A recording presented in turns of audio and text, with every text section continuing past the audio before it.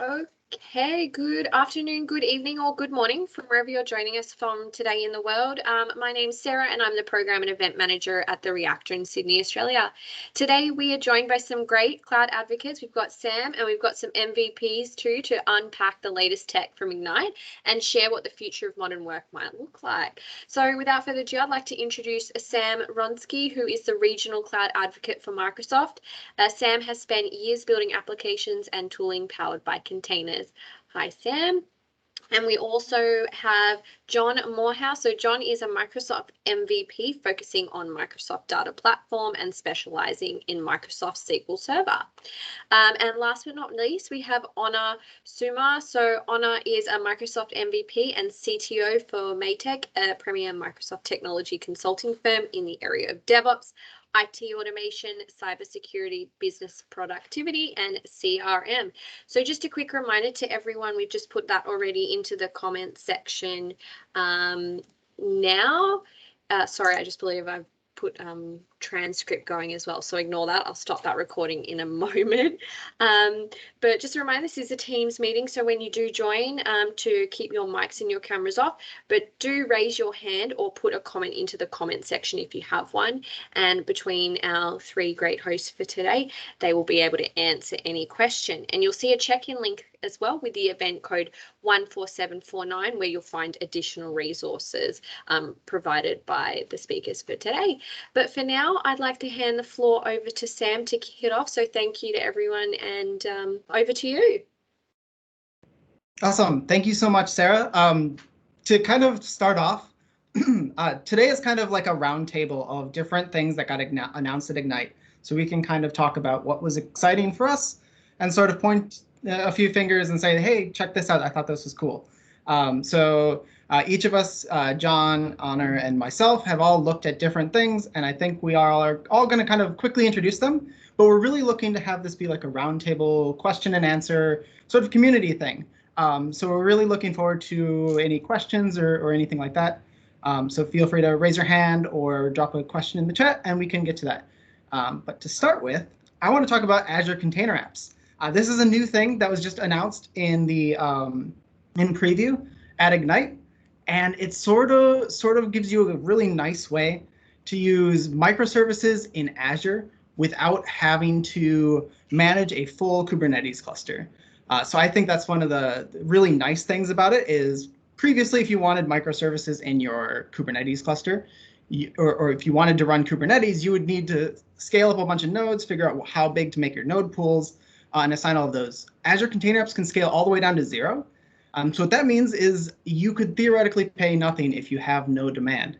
So you can automatically scale this using different event-driven autoscalers. So if you have, for example, a Kafka queue and you're pulling messages off of a Kafka queue, you can scale up as more messages build up in that queue, and then scale back down after that happens. So if you have a very bursty job, you can actually dynamically scale your load. So you're only paying for all of those compute resources when you actually need them.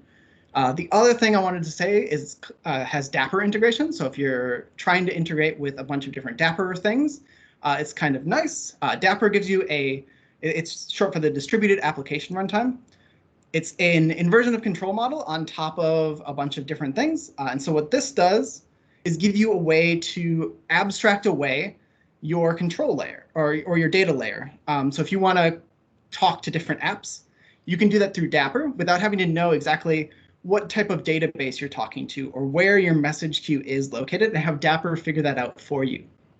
There's a bunch of other ways you can sort of configure this. Bicep and Pulumi are the two that I've sort of been playing with, but it's still a new thing. So I've only kind of just been touching this to get started. I've had about a week on it, so it's still fairly new, but that's sort of the thing that was most exciting for me.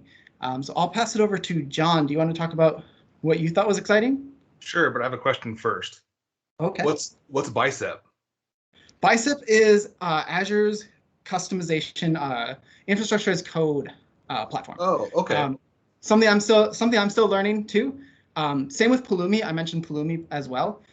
So if you're familiar with ARM, the Azure Resource Manager, that gives you a way to kind of configure or declaratively configure your infrastructure and say, here are all the resources, set them up.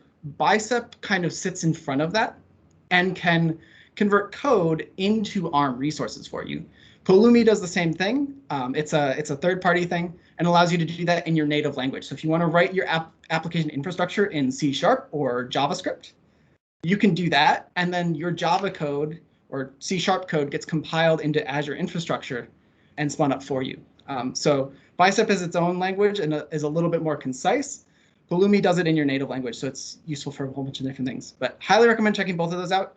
Pulumi actually has a really nice blog post on using container apps. So just off on their own thing, but I'll drop that in the chat. I found this really useful, so I'm gonna call it out. And I've really enjoyed using that tool. So I definitely recommend checking out Azure Container Apps. Again, it scales down to 0. So if you want to use it, go for it. But anyway, I'm talking too much, so I'll pass it back to you. No, you're fine. I will tell you that I spelled it completely wrong in my notes because I kind of took notes as you went through because I want to learn more about containers overall because before the session started, you and I were talking about the future of databases and containers, and that's where I live and breathe is in the SQL Server world. So databases and containers is really interesting to me, and I need to learn more about that. But I spelled it completely wrong. But as a SQL Server, data platform MVP and whatnot, there's lots of different data aspects with Microsoft, but I focus on SQL Server. So Ignite actually released quite a number of new things with, and if you haven't seen the blog post and all that, SQL Server 2022 was announced. It's in private preview, I believe. It's not available for downloads and the bits aren't there yet, but there's a number of things that they released or is coming from both a high availability perspective.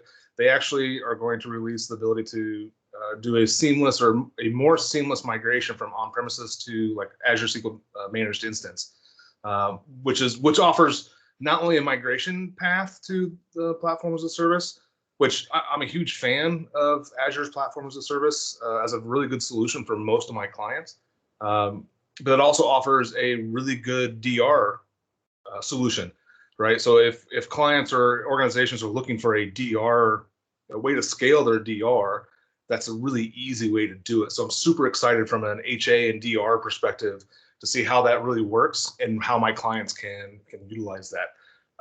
Another thing they announced that I'm really excited for is if you have a high availability node using always on availability groups, for a long time, because you can offload read workloads to a secondary replica somewhere else. But with Query Store, and Query Store is utilized to gather query metrics, so you can do performance tuning, the Query Store always reflected whatever traffic and data was contained on the primary. Well, so now they're coming out with the ability to actually identify read workloads, and then we DBAs can go back and actually tune those read workloads.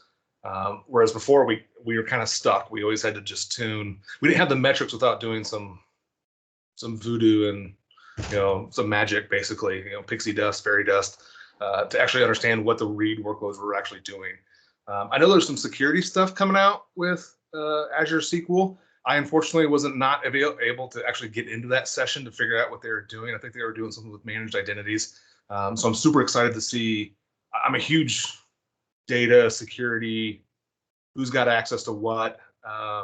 In Azure SQL, a lot of people still use SQL logins. So I'm super excited to see further enhancements if they integrate Azure SQL Database further with Azure Active Directory. So those are a couple things that I'm really excited for.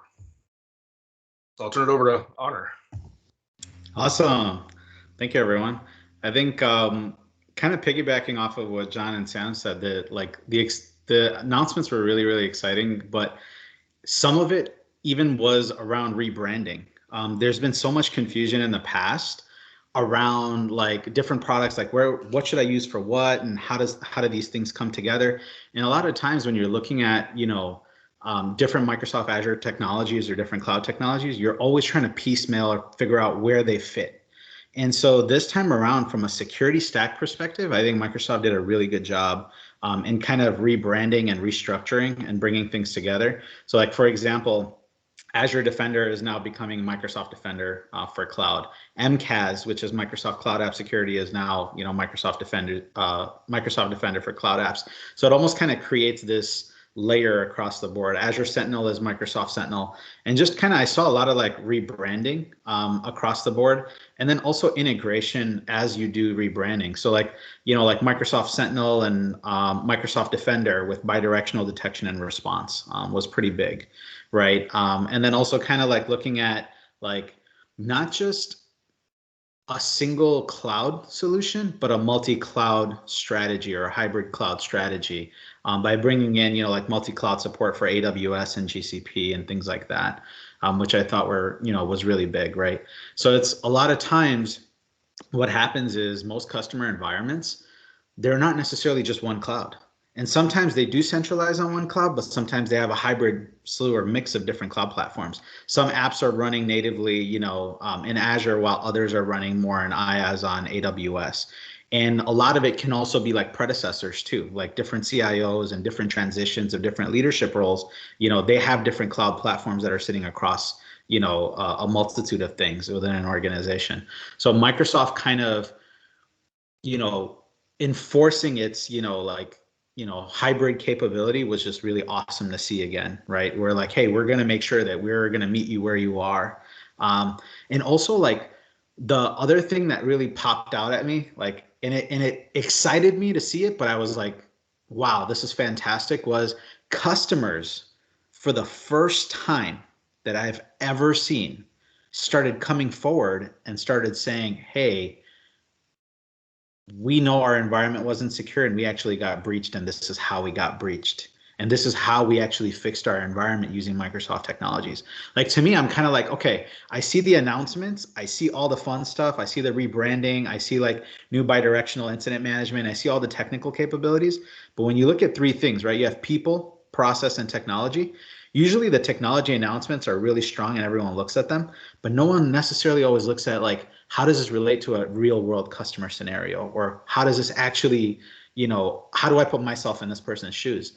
And so what I found this time was there were so many case studies back to back of real world disaster recovery scenarios, real world cybersecurity like incident breaches, where customers actually talked about their story. Where one customer even talked about how he came into a healthcare facility and systems were breached and they knew it was going to be a really long day. And so they walked through how they used, you know, Microsoft Defender, Azure Sentinel, a lot of like the backup and recovery capabilities to get them back on track, to find what happened and kind of just go back into that layer. So like those are some of the things that excited me, were hearing about peers within other organizations or hearing about customers within other organizations talking about how they were able to leverage the technology to better themselves and further themselves. So along with the announcements, like we said, you know, there's been a lot of rebranding, and then also a lot of like, also like enhancements for multi-cloud support, you know, Defender for IoT, right? So a lot of the different types of breaches that were there. So like greater SIM and XDR integration for that. Microsoft Defender for, you know, or Endpoint Protection Manager for DLP, and then also for Linux and Mac OS kind of devices. So kind of just seeing all of the extension outside of the Microsoft zone and more into other zones was just really cool to see. And then having customers talk about it was even better. So that's kind of our side. So Awesome. I think that's like our sort of introduction of like some of the things that we thought were pretty cool. At this point, though, it's kind of open. If people have questions, we'd love to hear them. Otherwise, we're just going to kind of talk about a few things. I did have a question for John about, you mentioned DR. I don't know what that is. You also mentioned HA, which I think is high availability. Yep. But I don't know what DR means. Disaster recovery. Disaster recovery. Okay, got it. Yep. Cool. And then I got two questions. I got for both of you, actually, or anybody else on the chat. Honor mentioned a couple things that sparked two questions. Sorry. One, I'm seeing more and more from a cloud perspective in my clients. They are driving more and more to that multi-cloud type of architecture. I actually have a client that they are solely in Azure, the PaaS, Azure SQL space, which make multi-cloud in that regard is much more difficult than like a web app or anything like that. So I'm curious, are you two or anybody else in the chat seeing that as well from organizations? And then two, how many more data breaches are we having? Because I've got several clients that it seems to have, like one client called 1 week and said, yeah, they got data breached because they're on-prem and whatever. And then like a week later, another client got breached elsewhere. I mean, are you two seeing more data breaches in your clients and your travels? Absolutely. It's crazy. And honestly, the pandemic. So if you look at what the pandemic has kind of transpired was remote work. Everybody that was, like working in an in-office job in person, like all of a sudden the world just shut down. And it's like something you just didn't expect, right? Like nobody ever was prepared for the pandemic and remote work. And so when everybody started going remote, guess what started happening? Identity attacks, password, like breaches, like logins. And it wasn't even like necessarily firewall penetration or kind of getting in through a network for the most part. It was just attacks on people's identities and them not having multi-factor authentication or them not having basic levels of security to kind of secure their environment. And so like John, for example, someone as powerful as, a SQL DBA who has access to all that SQL data, right? You're like, wow, now these guys are holding data hostage. They're doing, like putting out ransomware attacks and they're kind of doing all this different stuff. But to answer your question in short, you're seeing ransomware even becoming so smart that it's communicating with you. I actually had a customer that reported a ransomware attack where they were communicating back with them. So it was saying, hey, by the way, I know you're an HR director and you have 14,000 employees and these are the files and I have social security numbers of all your clients. This is how much your cost is going to be. By the way, I was going to charge you 10,000, but I'm going to charge you 40,000 because now you're the HR director. So the ransomware is becoming smart enough to communicate back with you and tell you like, this is what's happening in your environment. That's right? Scary. So it's super scary. And you're starting to see that happen more and more and more. So to answer your question in short, yes, we're starting to see breaches go up like crazy. And just kind of making sure that you're able to get in front of them.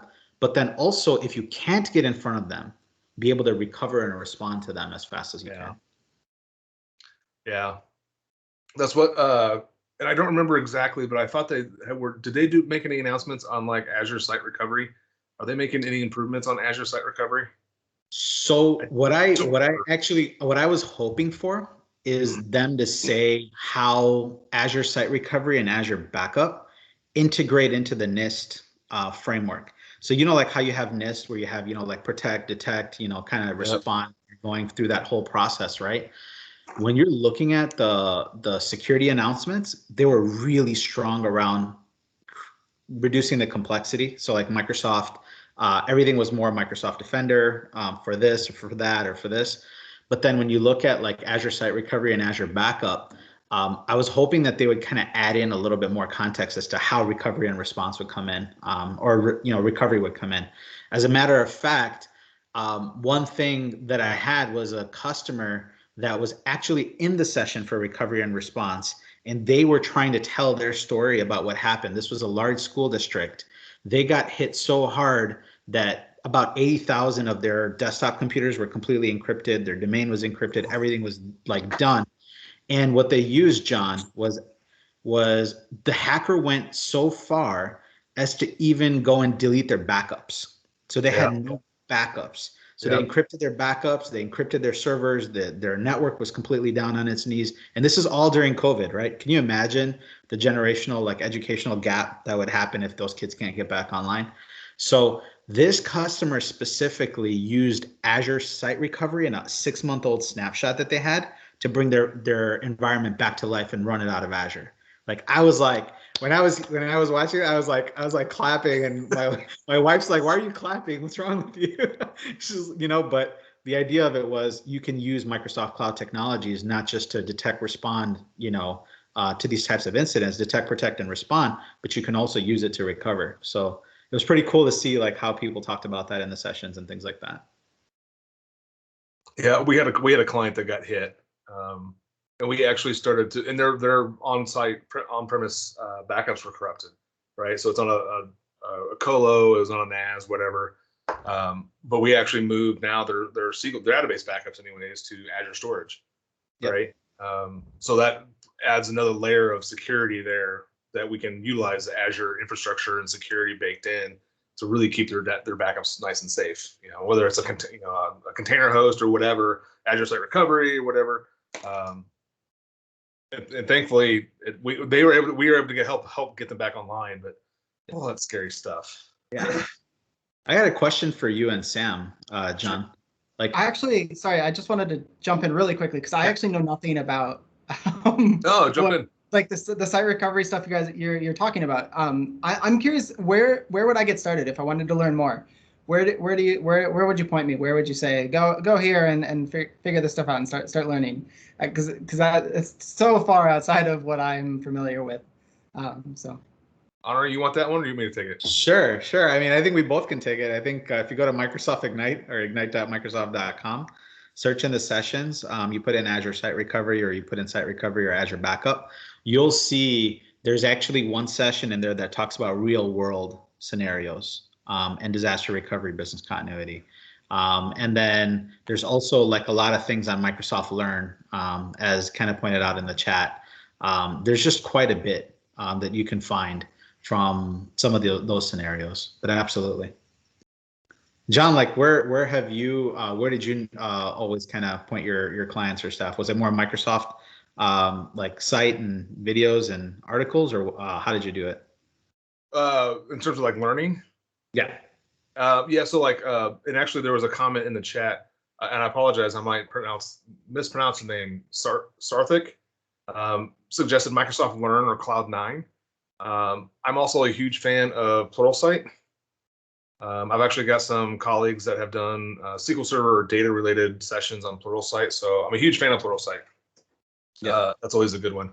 But definitely Google Azure Site Recovery. And just at a high level, Azure Site Recovery does block level replication from point A to point B.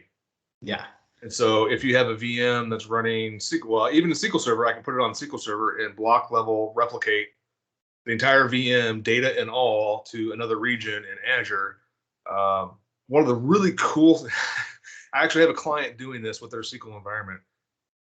Azure Site Recovery offers a bubble to do a test failover. So if you had an event like somebody got ransomware, I can actually go into the Azure portal, click a button, and either fail over the entire machine. And so like the machine fails over the same IP address, same DNS, you have to configure it all. But you can actually do a test failover in a bubble. And so it's a completely isolated network. You won't affect production, you won't affect anything, but you can test it, make sure everything works, and do a DR test. Azure Site Recovery is one of those really cool things that I love as a DBA. Yep. And one other thing to point out is if you're going to use Azure Site Recovery and you're doing a test failover, try to keep that test failover if at all possible. And the reason why is that's how we were able to recover this organization from a 6-month-old snapshot, right? And so Azure Site Recovery will give you recovery points up to 72 hours, but then you necessarily don't always have all the snapshots that are there prior to that. So a lot of times if a hacker or an attacker is sitting there doing reconnaissance inside of the network, or they're trying to figure out where things are and they're in there for months, and you only figure out months later that they've been sitting in there, you need to go back and revert to a point in time where you're actually able to recover the organization, right? So a combination of Azure Backup and Site Recovery is pretty cool. Making sure you have air gap snapshots, right? Making sure there's air gaps between your data. And then like the whole Azure Microsoft Defender set of products and Microsoft Azure Sentinel. Like I love Azure Sentinel. Have you guys seen Azure Sentinel? I've heard of it. I haven't seen much of it though. Like it's now Microsoft Sentinel, but the holistic idea of bringing together all the different data sources was amazing. So like, imagine if you have containers, you have databases, you have web apps, you have servers that are sitting in AWS, you have servers that are sitting in Azure, you have servers that are sitting in GCP, you have different containers across the environment, you have IoT devices, you have all these different things that are sitting through a plethora of different data sources. The hardest thing for security is what? Visibility. You have to go log into all these different areas to see where security is coming in. So Azure Sentinel has truly been a powerful SIEM solution and a good SOAR solution. And SIEM is security incident event management.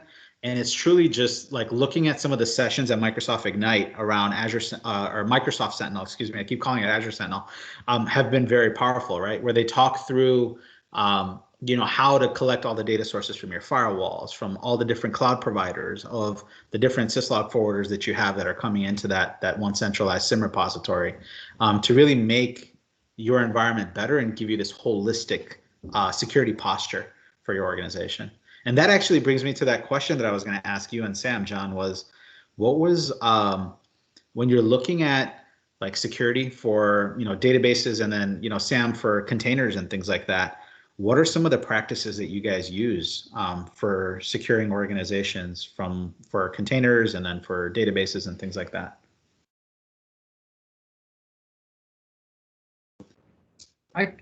Sorry. Go for it. I'm not entirely sure. Honestly, it's complicated. And I think there's a lot of different things. My background is more on the application and sort of the dev tools side. And so I've worked a lot less with operation and sort of the security and backend parts of containers or Kubernetes. So I'm not super sure. I know there's a lot of really good things happening in SIG security for Kubernetes, but honestly, I couldn't tell you that much about them. Yeah, containers are weird because they're not really a security tool, and so that's as far as I kind of get. And then I hope that with good application design, you can kind of get ahead of that and kind of use your monitoring and observability platforms to kind of help you detect issues, and if problems arise, just wipe it away and build it back up. Well, so let me ask a dumb question then around security, like containers in general. How do you, if you have an application running and I'm gonna butcher this like no tomorrow, but in a container, you have a pod, yes, no. So a pod is a group of containers. Okay. That's sort of how you can think about it.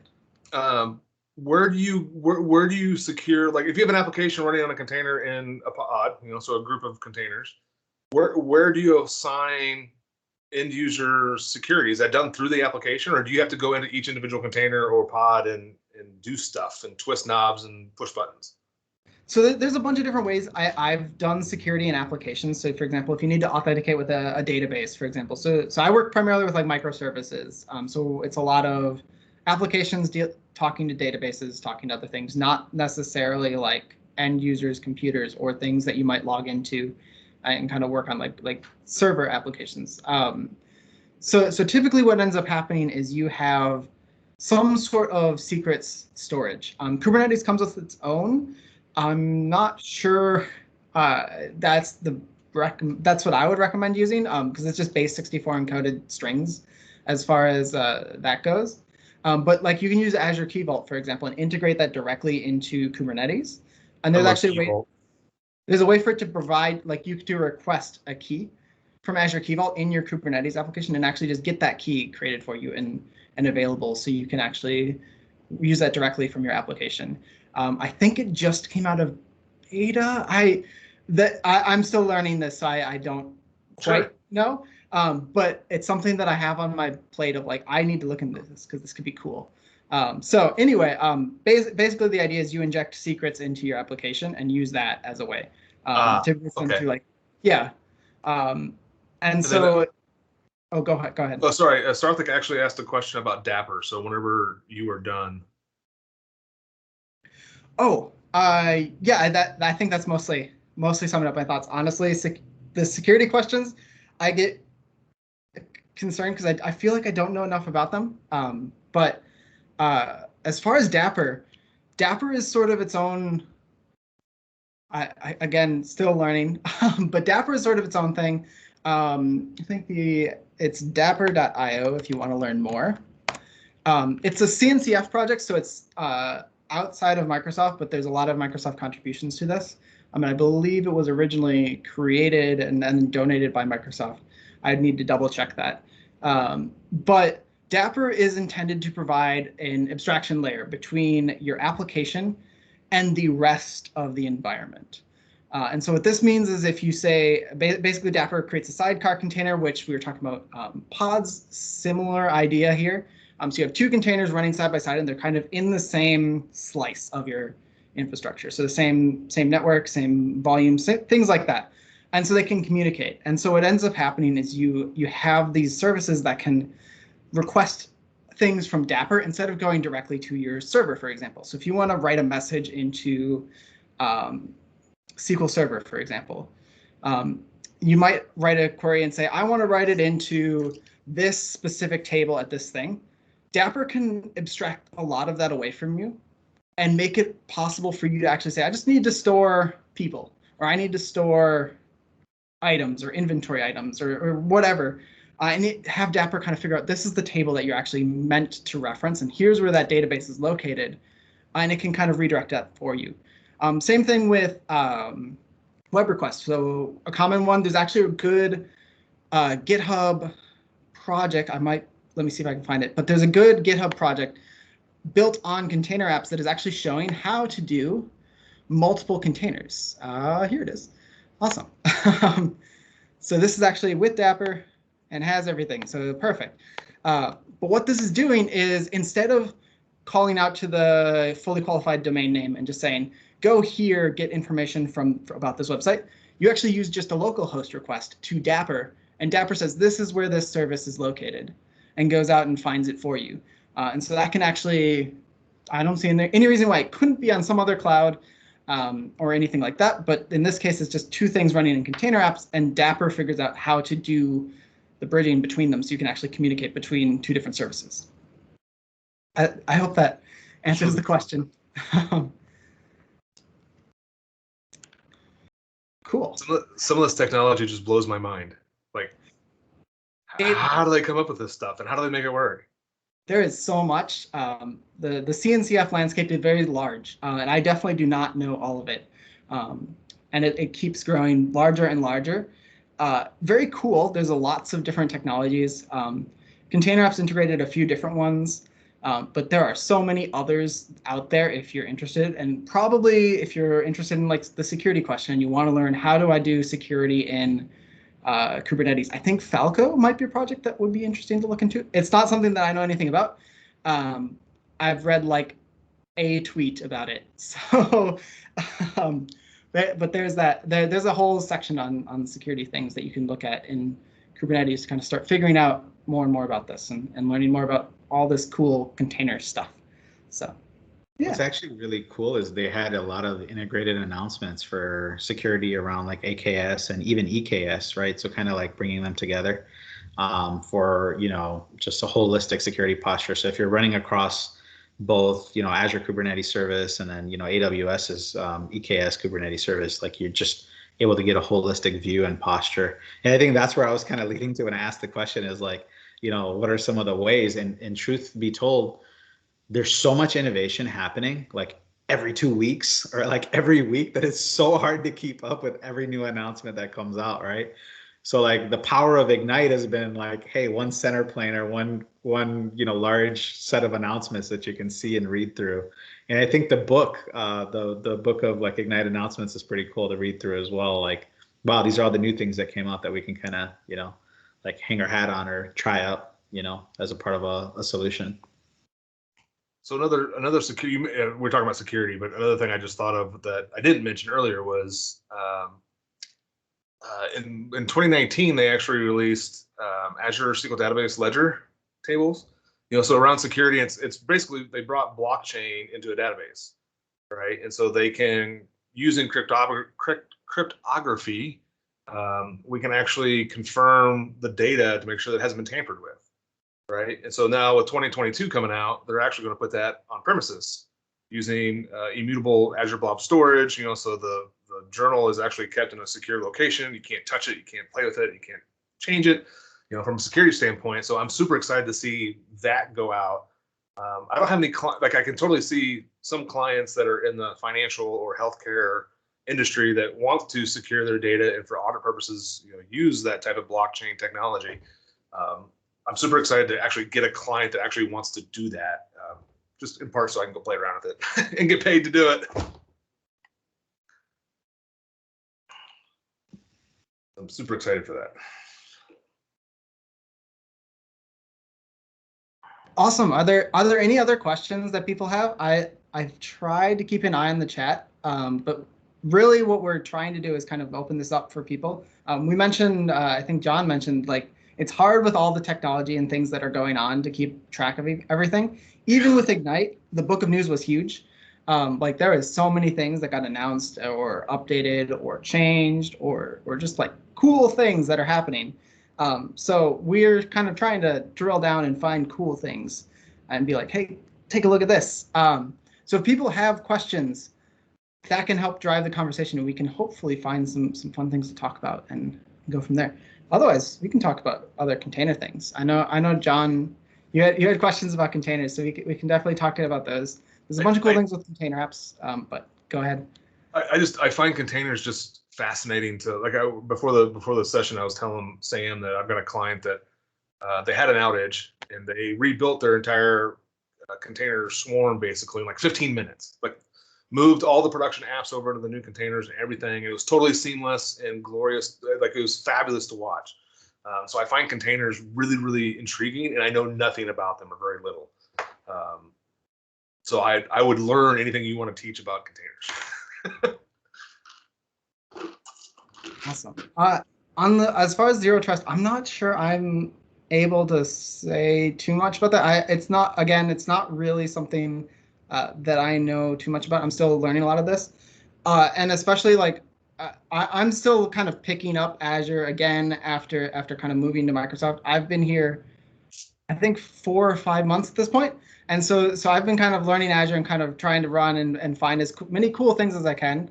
But there's definitely a ton that I unfortunately just don't know, and I'm trying to hopefully get some leads on things to explore. So I'll take a note. Maybe we can follow up afterwards. But yeah, I love the power of Azure. I can jump in a little bit on the zero trust side. So like one of the key things like that you look at, and so I think the question is like, what's your take on Microsoft's zero trust approach? Love the fact that there's actually such thing as a zero trust approach, right? Also, one of the key things to kind of highlight is the whole idea is to verify like everything, provide the least privileged access, and assume you've already been hacked. It sounds crazy, I know, but it's like assume that you've already been compromised as a part of your process. And majority of the stack is really around there's a whole like slew of different like components that you can look at, but a lot of it's purely around identity, right? So there was I forgot the FBI InfraGard's the director's name. It slipped my mind, but it'll come back to me, where he said good hackers don't hack systems.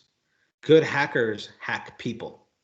So what happens is when they hack the person, they really already have access to the system, right? In terms of a trusted identity. So now you're starting to see cyber insurance companies or like cyber security insurance providers require multi-factor authentication in order for you to even have insurance, period, right? So like when you look at some of the stuff that Microsoft talked about at Ignite this year, like around zero trust architecture and a lot of those capabilities, it's really how it integrates with your organization and how you can kind of keep those 3 to 4 things in mind, right? Assume you've already been compromised. If not already, once before, or it's something you've overcome or you're going to get compromised, just assume the worst, right? So the industry's kind of looking at prevention, but really focusing on detection.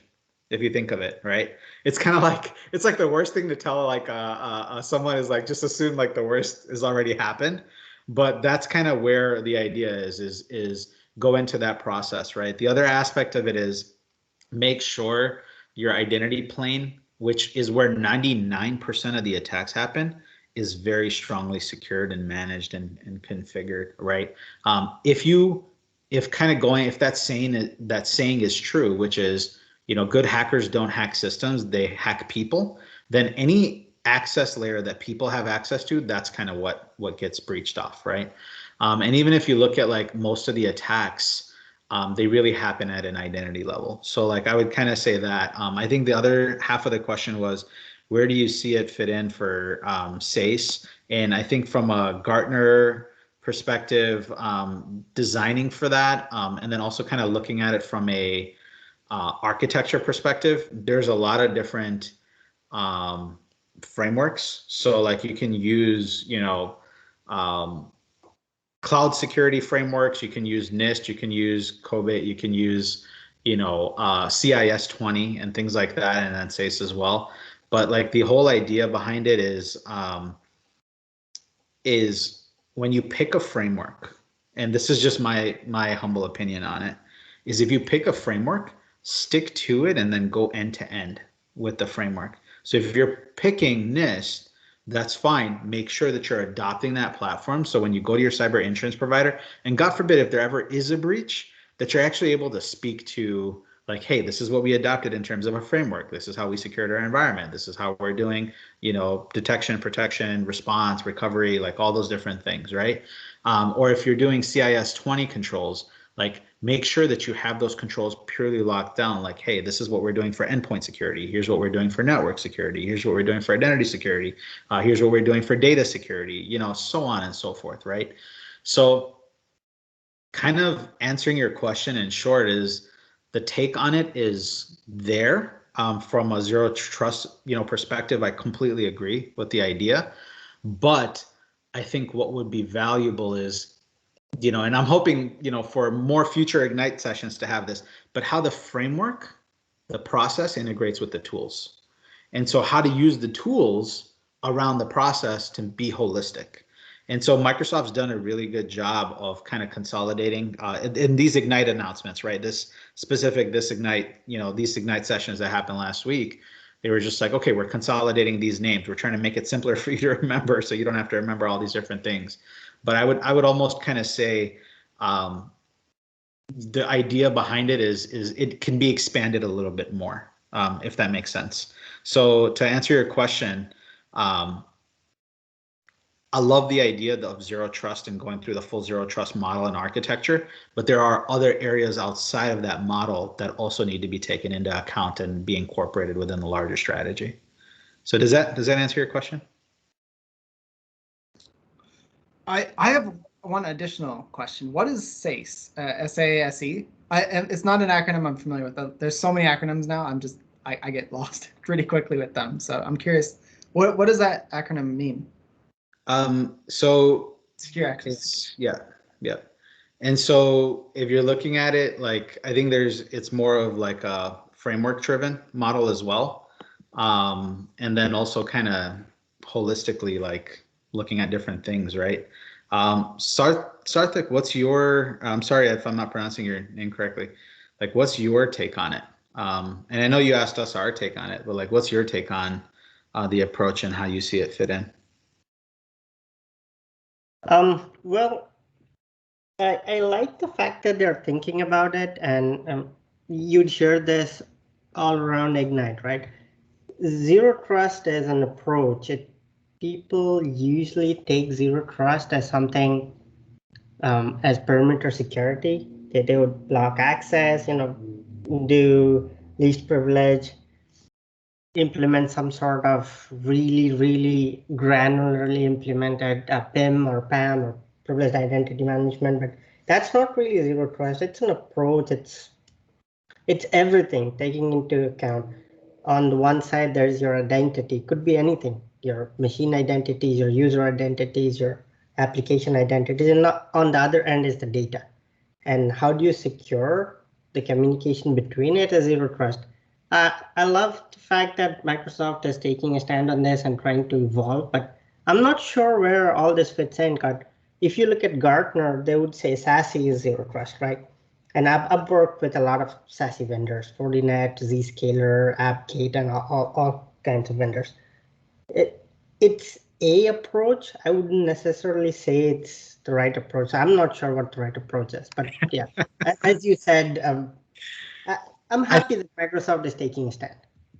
And I agree with you, Sarthik, is it's an approach, but there's a little bit more expansion. I think kind of like is what I was trying to say in the nicest way. Like there's other things that can be expanded upon for holistic end-to-end security posture improvements.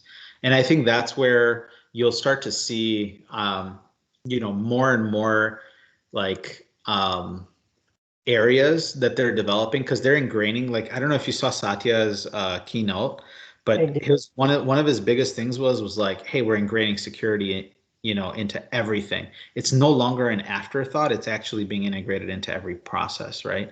So I think, zero trust is a very, solid approach to a good start, but then kind of integrating those principles or those tenets across the board, not just only in Microsoft technologies, but outside, is something that's really, really strong. And I think Microsoft's leading the way on that. If you look at other cloud platforms, and things like that, Microsoft slowly expanding their footprint across different platforms in different areas and enhancing the approach. But I agree with you. There's a little bit more to be desired for making it more holistic. Right. And John, to your question, like the zero trust influence on social engineering, I don't know how it would help. Like if you implement a SASE solution, these modern SASE solutions, what they're trying to do is create micro DTLS tunnels for every service you're trying to access out there, right? From your endpoint to everything out there, they create micro tunnels, DTLS tunnels, and there's a lot which goes behind it. A lot of SSL inspection, malware inspection, IPS inspections, and things like that. But I don't think that would help. In this whole process, user is the weakest link. So social engineering, I don't think it would help. I mean, it would still work. Okay.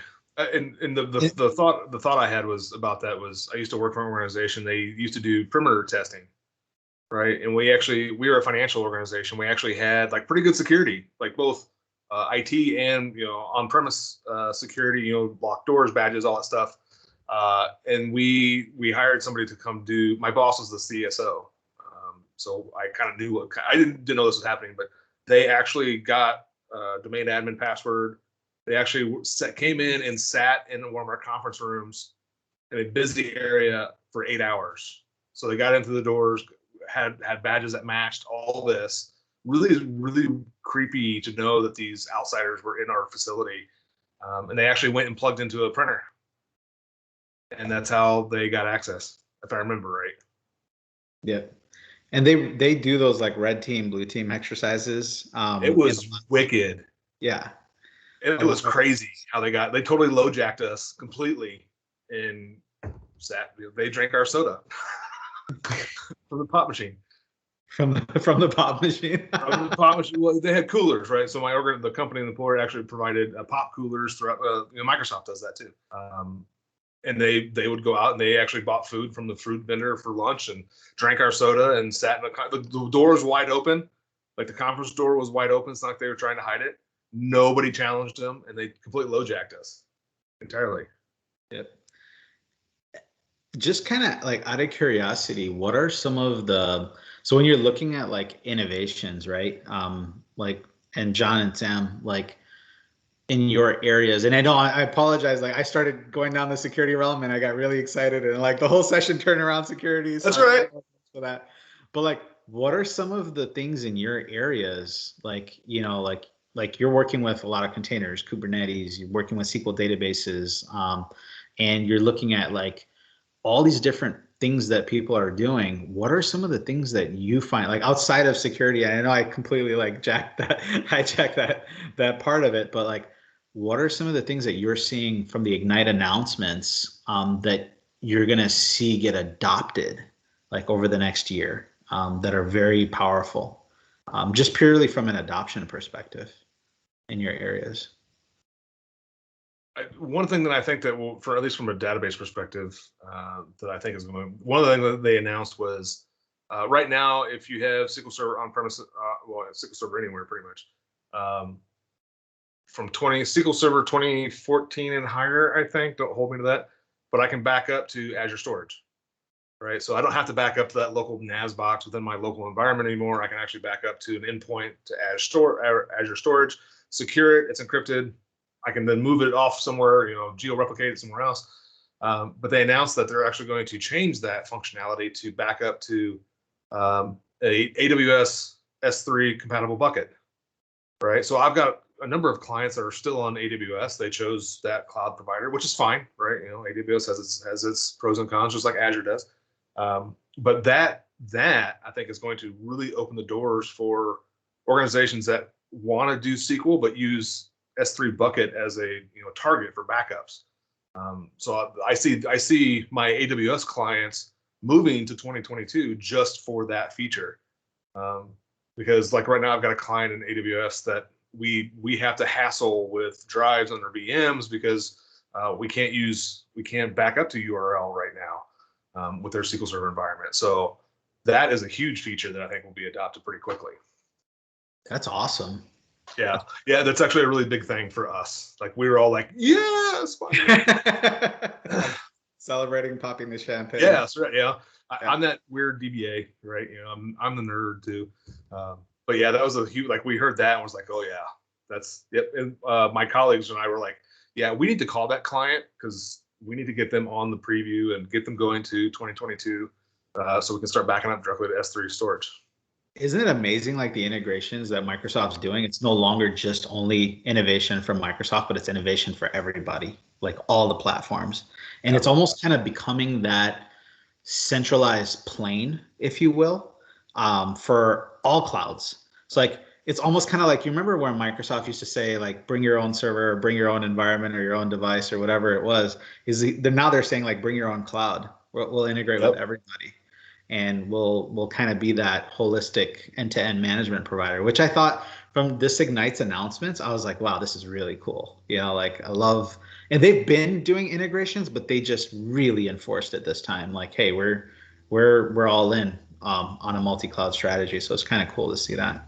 And I think that's smart, though. I think from a marketing perspective and a future moving forward, financial perspective, that's smart because I think there's pros and cons to every cloud provider.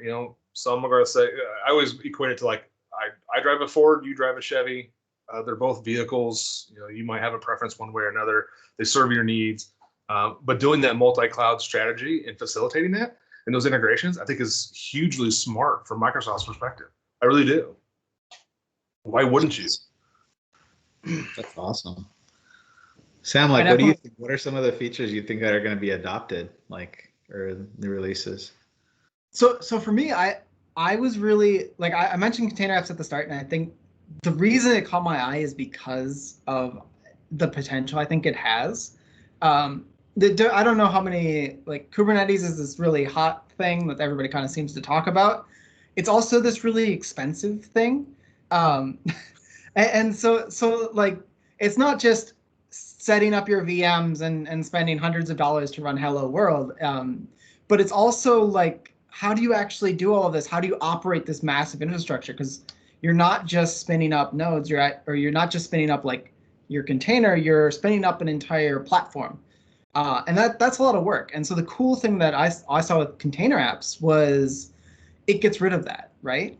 And so you no longer need to set up your node pools. You don't need to like figure out how many nodes do I need to run whatever this is. Whether it's your application or your entire organization, it can sort of scale with your needs, from MVP product where you're just kind of showing off and being like, hey, look, this thing works, to like production thing. It's still in preview, so I'm not sure going straight to production yet is great.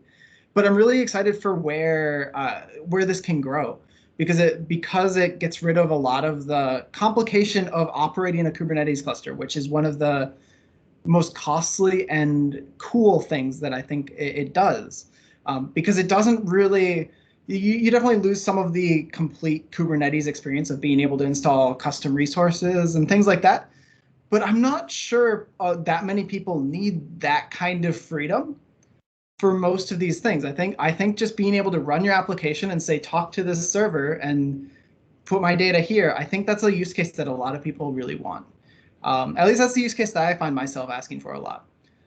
So that I think is like the cool thing for me, because it makes Kubernetes affordable. And at least in my experience, that hasn't always been the case.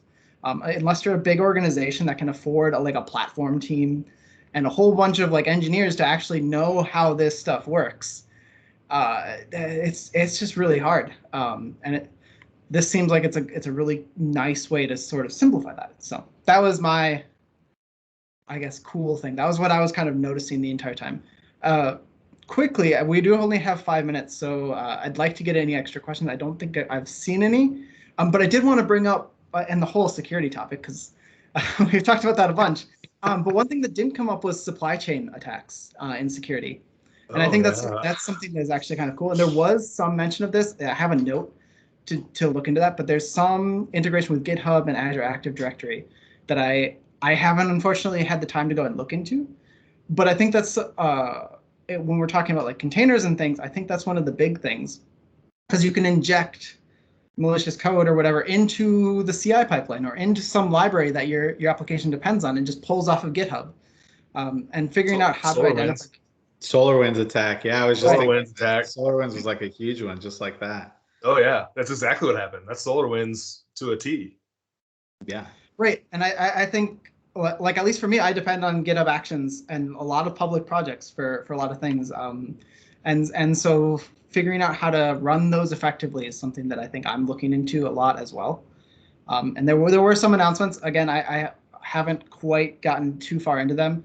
It was hard in a week to get into like day 2 operations of how a whole platform works, but working on it. So yeah, those are sort of the things that I was noticing. Are there any last call outs or questions? We do only have 3 minutes left kind of set aside, but I just kind of want to leave it open as long as possible if there's other questions or things.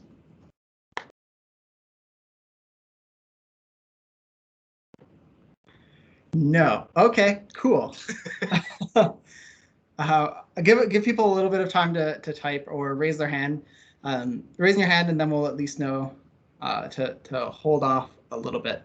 But other than that, are there any final questions either of you have to kind of finish this all off, or any questions for me, or things that other things you wanted to call out? Otherwise, for me, I want to get hold of the bits for SQL 2022. Like I'm that crazy DBA that I reverse engineer hexadecimal at 10:30 on a Saturday night because I don't have a social life, and that's a true story. But I'm that crazy guy or crazy DBA that will tear it apart and figure out, down at the block level how it works. And so I really want the product so I can go play with it.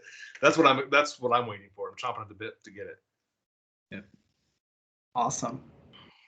I think the one thing that kind of like that I'm just excited about is Microsoft defining the future for not just their cloud, but for everyone else's cloud, like how they're just truly just bringing that forth, and then also integrating real world customer stories and experiences into Ignite, which like there's always customer showcases, but this year was like people talking about how they got breached. And I was like, talk about like humility and talk about like willing to share your story. That was amazing. So very cool. Yeah, I think it takes guts for an organization to talk about how they got breached and how they fix it, right? The steps they're taking to try to rectify those issues. Yeah, for sure. I mean, nobody wants to admit they got breached. I mean, yeah, I know, right? Which was amazing. I was like, wow, this. Oops, sorry.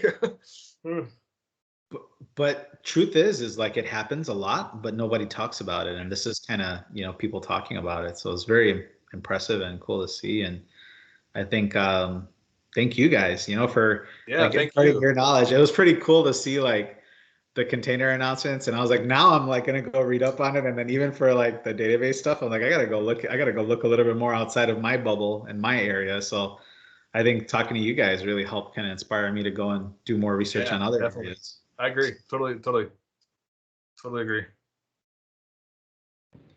Awesome. Right. Well, sorry, go ahead. No, I was just tuning in to say thank you. And I think we've just come up to about an hour now exactly. So great timing. Thanks, Sam, for facilitating that. And thank you so much to John and Honor for also joining and being really engaging in that chat. Thanks to everyone for tuning in. Just put in there a link to the survey and also the upcoming Reactor events if you want to check out anything else. There's heaps going on post-Ignite. You can reach that all via our main Reactor website. Also, this will be available on demand. So if there's anything you want to reference back from today, it will be on our YouTube channel within the next 24 to 48 hours. So keep an eye out for that recording, and I will share a link just in a sec once we stop recording. But have a good rest of your afternoon, evening, or morning from wherever you joined us, and we'll see you next time for another Microsoft Reactor live stream event. Thanks all. Thanks so much, everybody. Awesome. Thanks.